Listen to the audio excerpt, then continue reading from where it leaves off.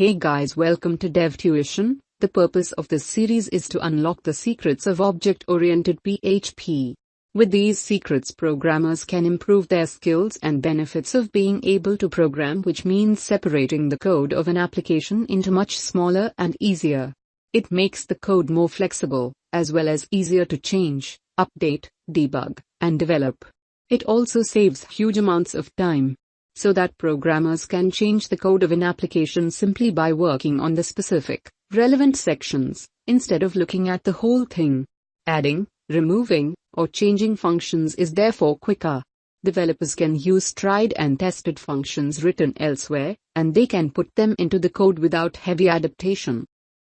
Let's take an example of a simple blog application, but it might still have several classes, which includes a user class, a database class, a posts class. Using object-oriented PHP, each of these classes has its own section in the code. This section can be handled independently of the others. This means it is possible to add, remove, or replace parts of the code without affecting everything else. This is why almost all big websites on the internet use object-oriented programming. It saves time and many headaches. The benefit of the ability to more efficiently work with multiple programmers on a single project should not be understated either. This again saves time, as well as headaches, errors, and arguments.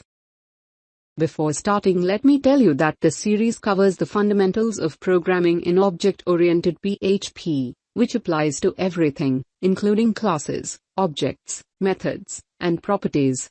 And to code in a class can be approached from within the class and, crucially, from outside it.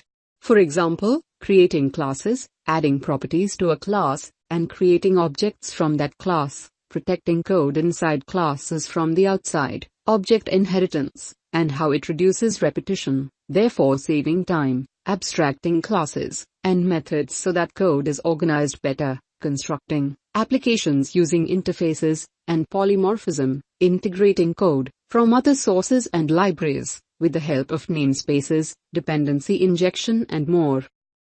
So, to get the most from this series, approach it with an open mind and be ready to get involved. By doing so, you will get a good understanding of object-oriented PHP, with sufficient knowledge and confidence to apply it practically in your work.